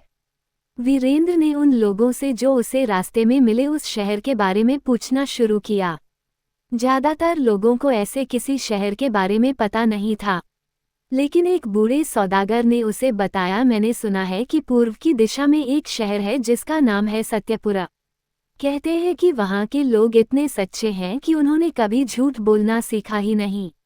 वहाँ हर तरफ सच्चाई और ईमानदारी का बोलबाला है। वीरेंद्र को ये सुनकर थोड़ा अजीब लगा। जिस शहर का नाम सत्यपुरा हो और जहाँ के लोग हमेशा सच बोलते हो, वहाँ झूठ से जुड़ा सवाल कैसे मिल सकता है। लेकिन फिर उसे लगा कि शायद इसमें भी कोई रहस्य हो। उसने उसी सत्यपुरा शहर की ओर जाने का फैसला किया। कई हफ्तों के सफर के बाद वह एक बहुत ही सुंदर और भव्य शहर के दरवाजे पर पहुंचा। दरवाजे पर बड़े बड़े अक्षरों में लिखा था, सत्यपुरा, सत्य की नगरी। शहर वाकई में बहुत खूबसूरत था। सड़कें साफ सुथरी थी, मकान बहुत सुंदर थे और लोग बहुत खुश नजर आ रहे थे। वीरेंद्र शहर के अंदर गया। उसने एक दुकानदार से पूछा, भाई साहब, क्या ये सत्यपुरा शहर है? दुकानदार ने मुस्कुराकर कहा, नहीं, ये तो झूठ का बाजार है। इसका नाम तो मिथ्यालोक है। वीरेंद्र हैरान रह गया। दरवाजे पर सत्यपुरा लिखा था और यह आदमी इसे मिथ्यालोक बता रहा है। वह आगे बढ़ा। उसने एक राहगीर से पूछा, यहाँ के राजा का महल किस तरफ है? उस आदमी ने जवाब दिया, यहाँ तो कोई राजा है ही नहीं। हम सब तो बिना राजा के ही रहते हैं। जबकि वीरेंद्र को साफ दिख रहा था कि दूर एक बहुत बड़ा और शानदार महल खड़ा है। वीरेंद्र को धीरे धीरे बात समझ आने लगी। ये वही शहर था जिसकी उसे तलाश थी। इस शहर का नाम भले ही सत्यपुरा हो, लेकिन यहाँ हर कोई झूठ बोलता था। यहाँ जो कुछ भी कहा जाता था, उसका मतलब ठीक उल्टा होता था। यह एक बहुत ही अजीब और उलझी हुई जगह थी। अगर किसी से रास्ता पूछो तो वह गलत रास्ता बताता। अगर खाने के लिए कुछ मांगो तो वह मना कर देता, जिसका मतलब होता था कि वह तुम्हें खाना देना चाहता है। वीरेंद्र के लिए यहाँ टिकना बहुत मुश्किल हो रहा था। उसे हर बात का उल्टा मतलब निकालना पड़ रहा था। उसने महल तक पहुँचने का फैसला किया। उसने कई लोगों से महल का रास्ता पूछा। हर किसी ने उसे गलत दिशा बताई। वीरेंद्र ने एक तरकीब सोची। उसने एक आदमी से पूछा, मुझे शहर से बाहर जाना है। मुझे महल की तरफ बिल्कुल नहीं जाना। कृपया मुझे महल से बिल्कुल उल्टी दिशा का रास्ता बताइए। उस आदमी ने उसे महल की तरफ का सीधा रास्ता बता दिया, ये सोचकर कि वह उसे महल से दूर भेज रहा है। अपनी इस तरकीब से वीरेंद्र आखिरकार महल के दरवाजे तक पहुंच गया। महल के पहरेदारों ने उसे रोका और पूछा, तुम कौन हो और तुम्हें क्या नहीं चाहिए? वीरेंद्र ने भी उन्हीं की भाषा में जवाब दिया, मैं एक भिखारी हूँ और मुझे आपके राजा से बिल्कुल नहीं मिलना है। पहरेदार उसे अंदर ले गए। राज दरबार लगा हुआ था। राजा अपनी गद्दी पर बैठा था। वह बहुत ही चालाक और धूर्त लग रहा था। राजा ने वीरेंद्र को देखा और कहा, अरे देखो कौन आया है। एक अजनबी जो हमारे शहर में सच बोलने आया है। बताओ तुम कौन हो और तुम्हें यहाँ क्या तकलीफ नहीं है? वीरेंद्र ने हाथ जोड़कर कहा, महाराज मैं एक गरीब मुसाफिर हूँ और मैं आपके पास कोई सवाल पूछने नहीं आया हूँ। राजा जोर से हंसा। उसने कहा, मुझे पता है तुम क्यों आए हो। तुम भी बाकी लोगों की तरह उसी सवाल का जवाब खोजने आए हो। मैं तुम्हें वह सवाल बता सकता हूँ, लेकिन पहले तुम्हें मेरी एक शर्त माननी होगी। वीरेंद्र जानता था कि राजा झूठ बोल रहा है। इसका मतलब वह शर्त नहीं मनवाना चाहता बल्कि कोई परीक्षा लेना चाहता है। उसने कहा, महाराज मुझे आपकी कोई शर्त मंजूर नहीं है। राजा खुश हुआ और बोला, ठीक है तो सुनो, तुम्हें इस शहर में रहकर यह साबित करना होगा कि तुम हम सब में सबसे बड़े झूठे हो। अगर तुम मुझे एक ऐसा झूठ बोलकर दिखाओ जिसे मैं पकड़ ना सकूं और उसे सच मान लूं तो मैं तुम्हें तुम्हारा सवाल बता दूंगा। यह एक बहुत ही मुश्किल शर्त थी। एक ऐसे राजा को झूठ बोलकर बेवकूफ़ बनाना जो झूठ की दुनिया में ही पला बड़ा हो लगभग नामुमकिन था। वीरेंद्र ने चुनौती स्वीकार कर ली। उसे महल में रहने की इजाज़त मिल गई। कई दिन बीत गए। वीरेंद्र सोचता रहा कि ऐसा कौन सा झूठ बोला जाए। वह राजा को रोज दरबार में देखता।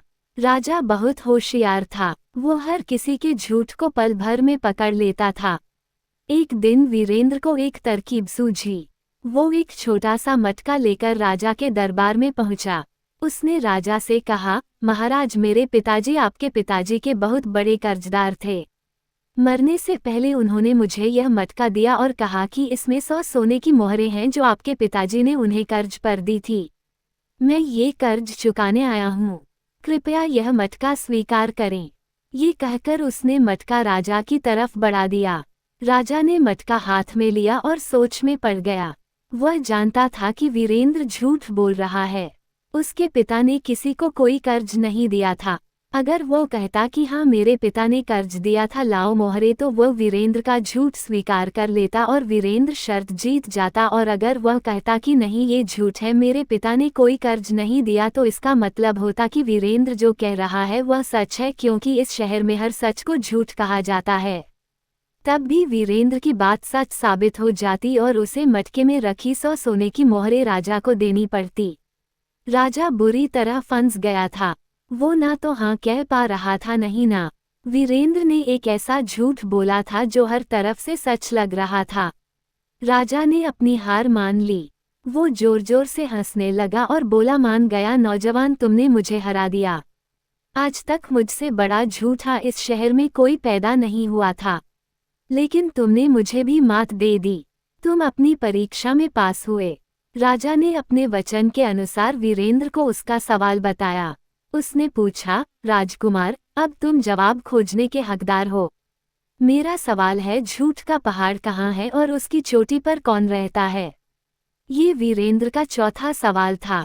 वीरेंद्र ने राजा से पूछा, महाराज, अब आप ही बताइए कि इसका जवाब मुझे कहाँ मिलेगा? राजा मुस्कुराया और बोला, इसका जवाब तुम्हें किसी से पूछने पर नहीं मिलेगा। तुम्हें उस पहाड़ को खुद खोजना होगा और वो पहाड़ इसी शहर में मौजूद है। जाओ उसे ढूंढो। वीरेंद्र के सामने अब एक नई पहेली थी। इस झूठ के शहर में झूठ का पहाड़ कहाँ हो सकता है? उसने सोचा कि शायद ये सचमुच का कोई पहाड़ होगा। वो शहर में घूमने लगा, हर ऊंची जगह को देखने लगा, लेकिन उसे ऐसा कोई पहाड़ नहीं मिला। वह थक हार कर एक चौक पर बैठ गया। वह देख रहा था कि कैसे लोग एक दूसरे से झूठ बोल रहे हैं, कैसे हर बात को उल्टा कह रहे हैं। एक छोटा बच्चा रो रहा था और कह रहा था, मुझे भूख नहीं लगी है, और उसकी माँ उसे खाना खिला रही थी। एक दुकानदार चिल्ला रहा था, मेरा सारा माल खराब है, इसे कोई मत खरीदो, और लोग उसकी दुकान पर टूट पड़ रहे थे। ये सब देखते देखते अचानक वीरेंद्र के दिमाग में एक बिजली सी कौंधी। उसे जवाब समझ आने लगा। झूठ का पहाड़ कोई मिट्टी या पत्थर का पहाड़ नहीं है। वह सीधा राज दरबार में वापस गया। राजा वहीं अपनी गद्दी पर बैठा था। वीरेंद्र ने कहा, महाराज, मुझे मेरे सवाल का जवाब मिल गया है। राजा ने उत्सुकता से पूछा, तो बताओ कहाँ है झूठ का पहाड़ और कौन रहता है उसकी चोटी पर? वीरेंद्र ने एक गहरी सांस ली और बोला, महाराज, झूठ का पहाड़ कोई और नहीं बल्कि यह इंसानी समाज ही है। ये दुनिया ही है जहाँ हर कोई अपनी जरूरत, अपने लालच और अपने डर की वजह से छोटे बड़े झूठ बोलता है। ये झूठ एक के ऊपर एक जमा होकर एक पहाड़ बना देता है। राजा ने प्रभावित होकर पूछा, और उसकी चोटी पर कौन रहता है? वीरेंद्र ने सीधा राजा की आंखों में देखकर जवाब दिया, और उस झूठ के पहाड़ की सबसे ऊंची चोटी पर राजा या शासक बैठता है, क्योंकि उसे अपने राज को चलाने के लिए, अपनी प्रजा को काबू में रखने के लिए सबसे ज्यादा और सबसे बड़े झूठ बोलने पड़ते हैं। उसका सिंहासन झूठ की नींव पर ही टिका होता है। यह जवाब सुनकर पूरे दरबार में सन्नाटा छा गया। राजा अपनी गद्दी से उठ खड़ा हुआ। उसके चेहरे पर गुस्सा नहीं बल्कि एक अजीब सी हैरानी और सम्मान का भाव था। उसने कहा, शाबाश राजकुमार, बिल्कुल सही जवाब। आज तक ये बात कोई नहीं समझ पाया। हम सब झूठ बोलते हैं, लेकिन हम ये भूल जाते हैं कि हम झूठ के पहाड़ पर ही बैठे हैं। तुमने इस शहर का सबसे बड़ा सच खोज निकाला है। राजा वीरेंद्र से इतना प्रसन्न हुआ कि उसने उसे बहुत सारा धन दौलत देने की पेशकश की, लेकिन वीरेंद्र ने विनम्रता से मना कर दिया। राजा ने कहा, तुम वाकई एक असाधारण इंसान हो। मैं तुम्हें एक ऐसी चीज देना चाहता हूँ जो तुम्हारे आगे के सफर में काम आएगी। राजा ने उसे एक छोटा सा सादा दिखने वाला सिक्का दिया। उसने कहा, यह कोई मामूली सिक्का नहीं है, ये सच और झूठ का सिक्का है। जब भी तुम किसी दुविधा में हो और समझ ना पाओ कि कौन सच बोल रहा है और कौन झूठ, तो इस सिक्के को उछालना। अगर यह सीधा गिरा तो समझ लेना कि सामने वाला सच बोल रहा है, और अगर उल्टा गिरा तो समझ लेना कि वह झूठ बोल रहा है। वीरेंद्र ने उस जादुई सिक्के को ले लिया और राजा को धन्यवाद दिया।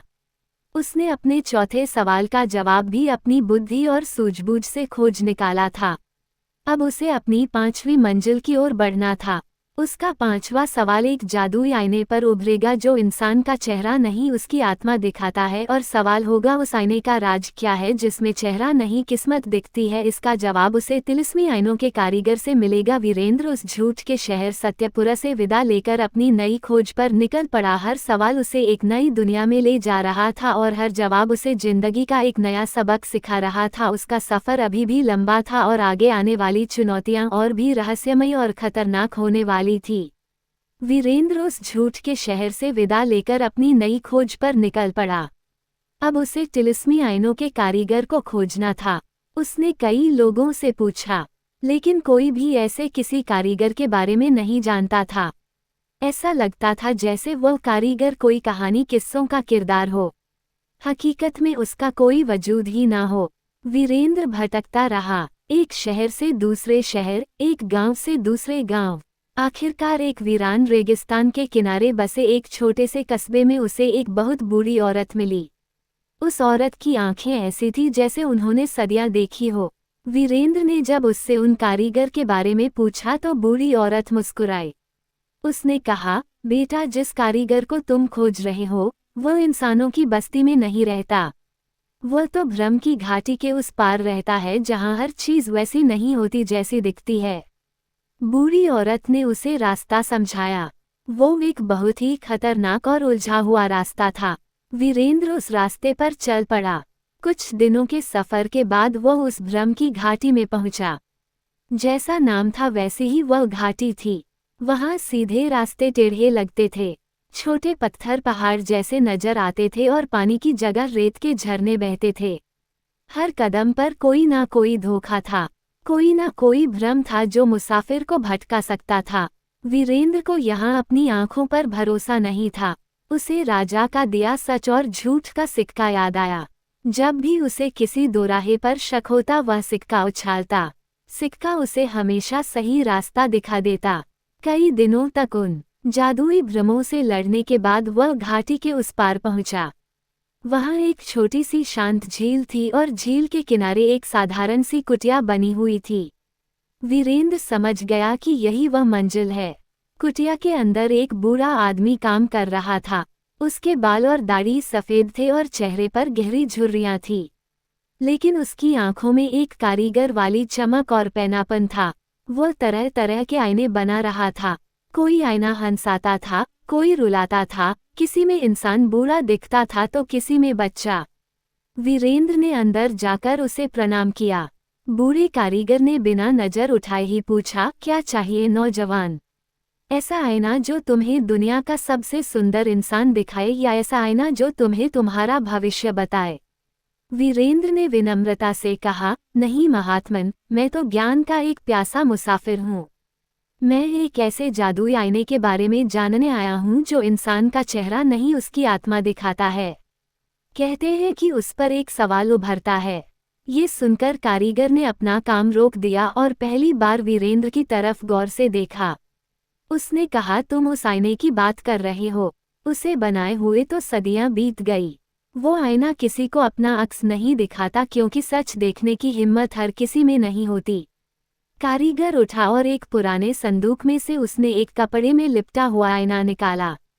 वह कोई बड़ा शीशा नहीं था बल्कि हाथ में पकड़ने वाला एक छोटा सा आईना था जिसका फ्रेम चांदी का था और उस पर खूबसूरत नक्काशी की हुई थी। कारीगर ने वह आईना वीरेंद्र को दिया। जैसे ही वीरेंद्र ने आईने में देखा उसे अपना चेहरा नजर नहीं आया। उसे दिखा एक अंधेरा रास्ता जिस पर वह अकेला खड़ा था। उसके चारों तरफ डर, शक और अहंकार के साए नाच रहे थे। उसे अपनी वह सारी कमजोरियां दिखाई दी जिन्हें वह दुनिया से छुपाता था। एक पल के लिए उसका दिल घबरा गया। उसे आईना फेंक देने का मन हुआ, लेकिन फिर उसने हिम्मत बांधी। उसने अपने डर का सामना किया। उसने आईने में दिख रहे अपने ही सायों से नजरें नहीं चुराई। जैसे ही उसने अपने अंदर के डर को स्वीकार किया, आईने का अंधेरा छंटने लगा और उस पर सुनहरे अक्षरों में एक सवाल उभर कर आया।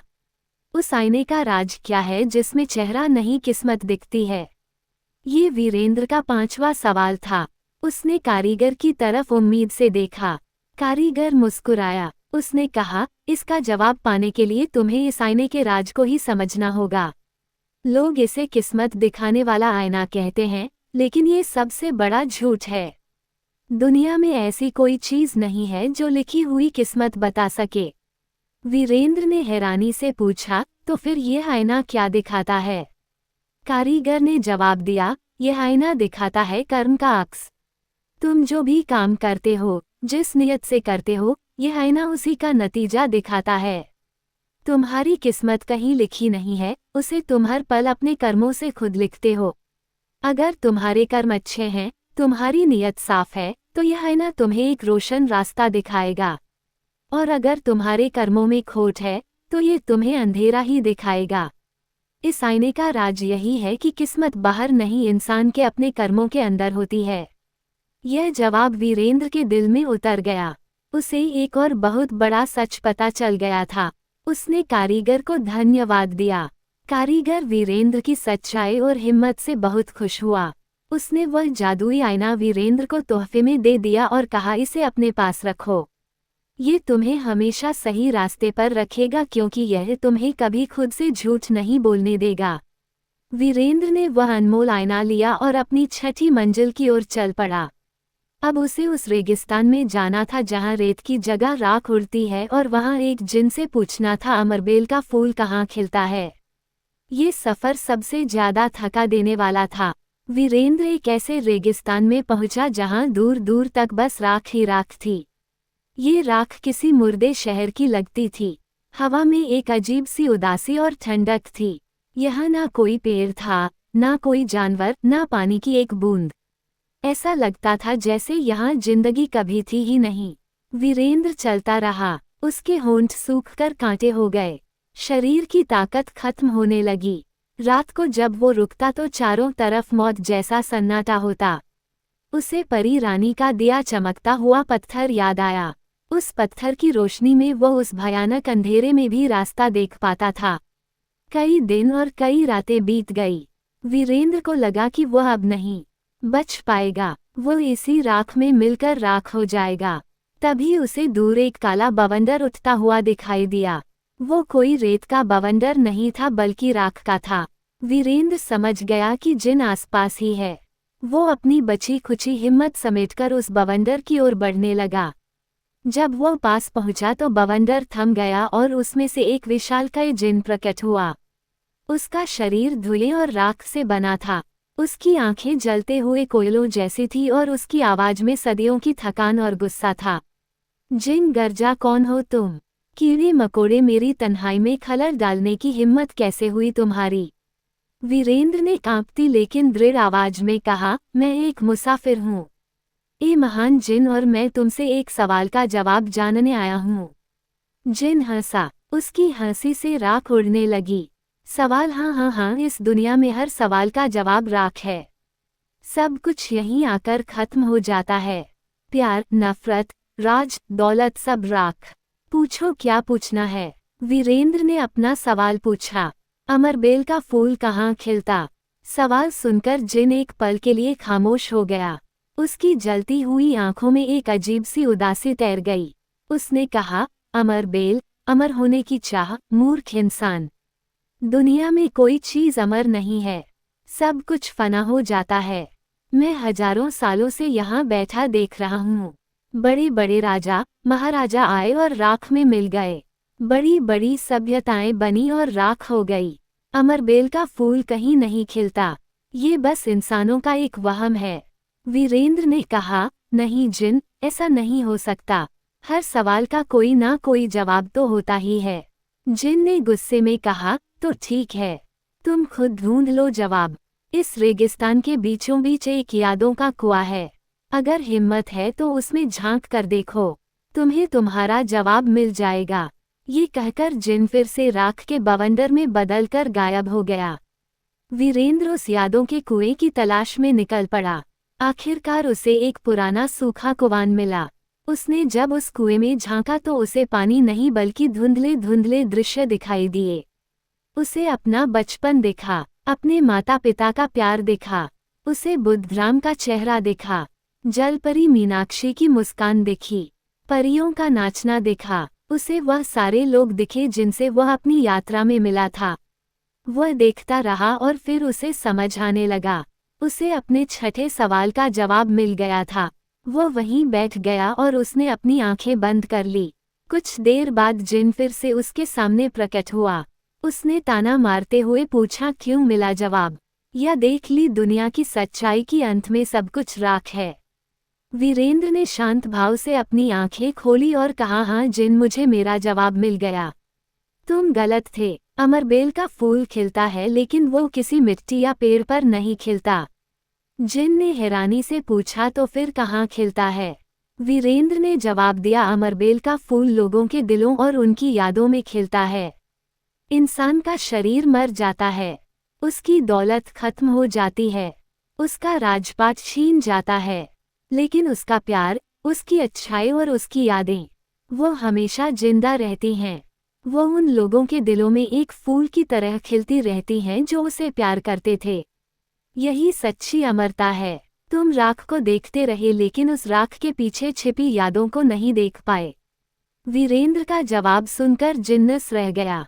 हजारों सालों में पहली बार किसी ने उससे ऐसी बात कही थी। उसकी जलती हुई आंखें नम हो गई।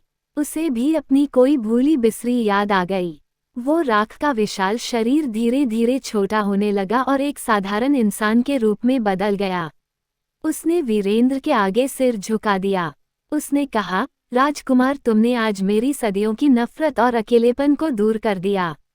तुमने मुझे जिंदगी का वह मतलब समझाया जो मैं भूल चुका था।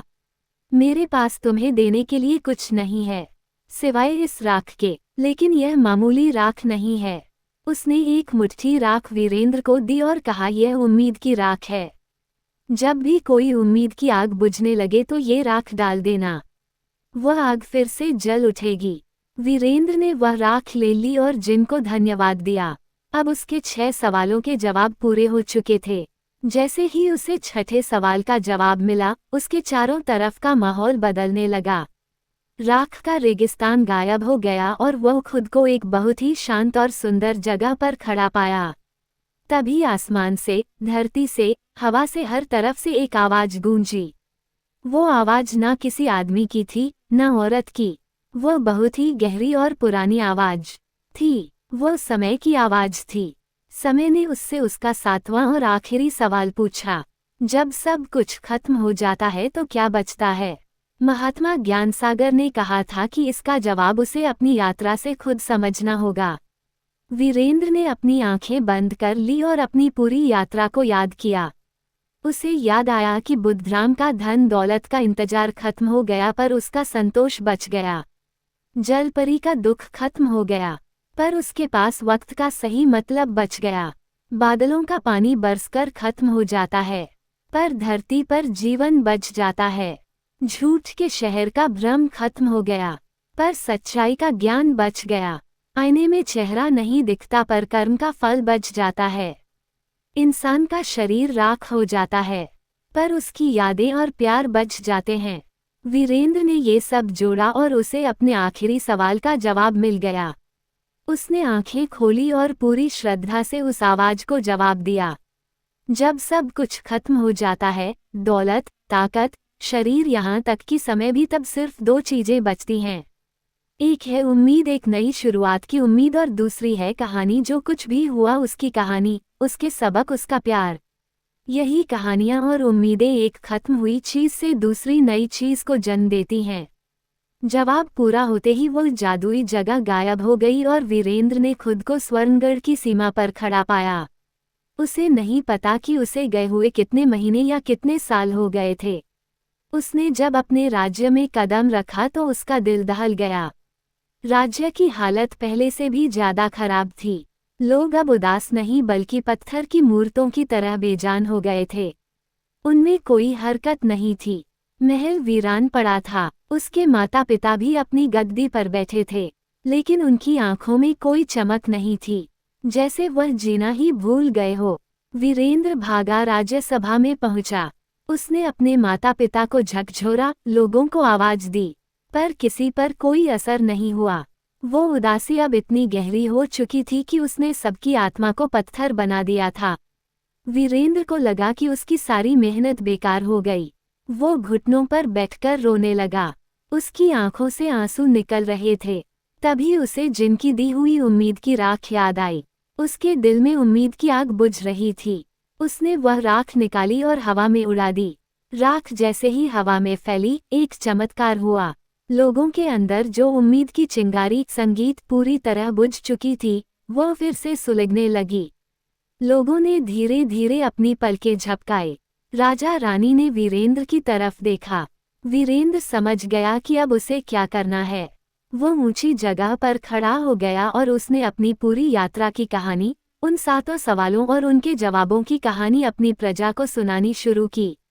उसने उन्हें संतोष की कहानी सुनाई, वक्त की कीमत बताई, त्याग का मतलब समझाया, सच की ताकत दिखाई, कर्म का राज खोला, यादों की अमरता का गीत गाया और अंत में उम्मीद और कहानियों की शक्ति का ऐलान किया।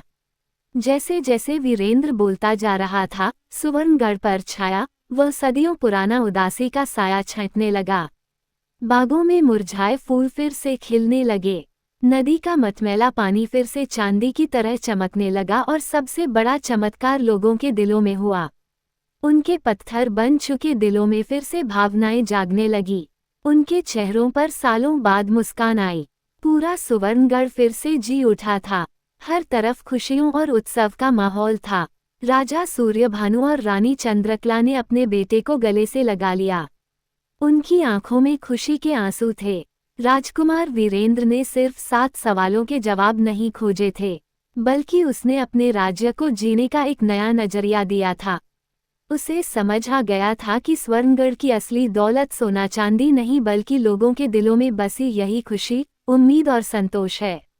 उस दिन के बाद वीरेंद्र को स्वर्णगढ़ का राजा बनाया गया। उसने कई सालों तक बड़े प्यार और बुद्धिमानी से राज किया और उसकी यह अद्भुत और रोमांचक कहानी पीढ़ी दर पीढ़ी सुनाई जाने लगी, ताकि लोग हमेशा याद रखें कि जिंदगी की बड़ी से बड़ी मुश्किल का हल किसी तिलिस्म या जादू में नहीं, बल्कि हिम्मत, सच्चाई और उम्मीद में छिपा होता है। और हमारे चैनल शिव ज्ञान भक्ति फर्स्ट को सब्सक्राइब जरूर कर लें और कमेंट में हर हर महादेव जरूर लिखें।